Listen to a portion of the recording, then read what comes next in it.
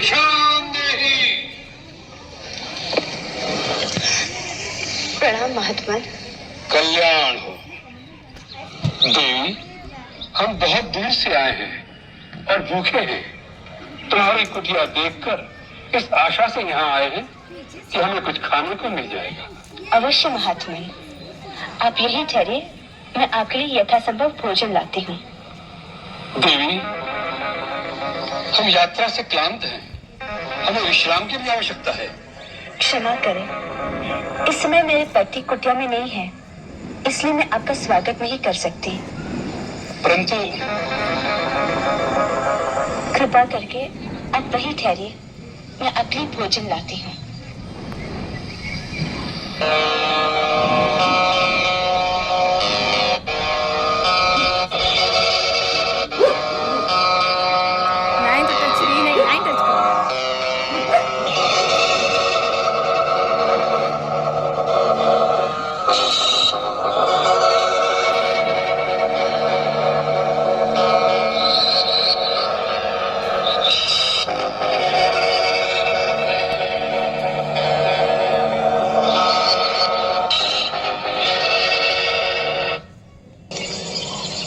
मुनिराज,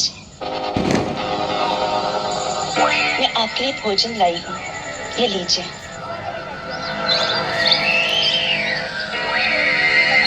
ले आओ देवी।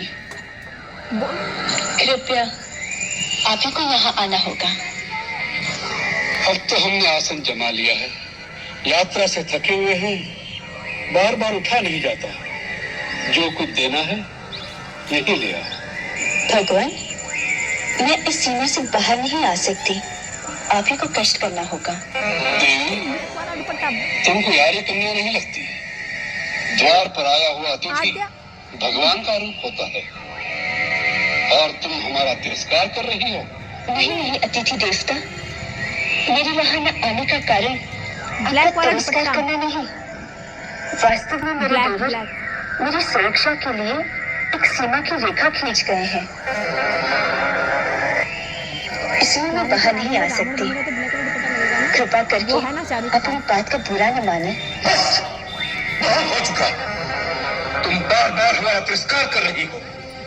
पहले हमें कुटिया के अंदर आने से रोक दिया और अब दूर से खाना दे रही हो, जैसे हम कोई पशु पक्षी हो। ऐसा व्यवहार नीच जाति के लोगों से किया जाता है। कोई संत महात्मा द्वार पर आ जाए तो बड़े आदर से स्वयं उसके पास जाकर उसके चरण छूकर भिक्षा दी जाती है। ठीक है, हम तुम्हारे द्वार से भूखे ही चले जाएंगे, लेकिन इस अपमान के बदले हम तुम्हें श्राप देंगे। नहीं मुनिराज, मुझ पर दया कीजिए। मुझे अपनी पुत्री के समान समझकर मेरी समस्या और विवशता को समझने की चेष्टा कीजिए। समझते हैं, सब कुछ जानते हैं, हम त्रिकालदर्शी हैं। मूर्ख स्त्री, हम सब देख रहे हैं। तुम्हारा पति इस समय एक स्वर्ण मृग का शिकार करने वन में भागा भागा फिर रहा है। वह स्वर्ण मृग अपने सिंह से तुम्हारे पति को एक बार आहत कर चुका है, फिर भी तुम्हारा पति उसके पीछे भाग रहा है। हम श्राप देते हैं, वही स्वर्ण मृग अपने तीखे सिंगों द्वारा तुम्हारे पति को।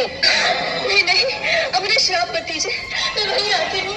आप मेरे पति को श्राप मत दीजिए, मेरे श्राप मत दीजिए, मुझ पर दया कीजिए। मुझसे भूल हो गई है, मैंने उनकी शक्ति को नहीं पहचाना था, मुझे क्षमा कर दीजिए। जाओ कन्या, हमने तुम्हें क्षमा कर दिया।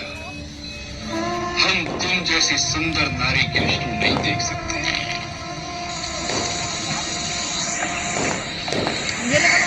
मैं मिथिला नरेश महाराज जनक की पुत्री हूँ। मेरे लिए तो मेरे पति ही त्रिलोकी के राजा है, उनसे बढ़कर और कोई हो सकता है क्या?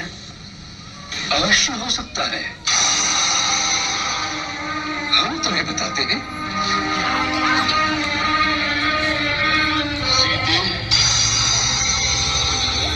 जिसके नाम से देवता, नाग, किन्नर, असुर, राक्षस अर्थात संसार के संपूर्ण प्राणी थर्रा उठते हैं। सूर्य, चंद्र आदि नवग्रह जिसकी इच्छा से चलायमान होते हैं। जो संसार के समस्त चराचर प्राणियों का स्वामी है, जिसे देख वृक्षों के पत्ते भी भय से स्तब्ध हो जाते हैं।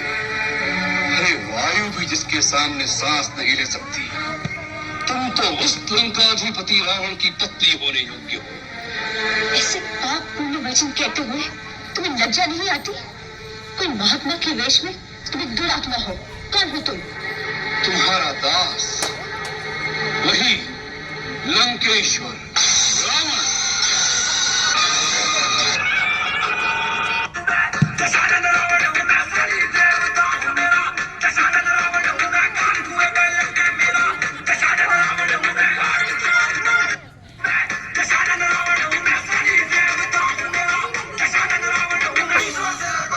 रावण प्यार से दस आनंद मुझे नाम से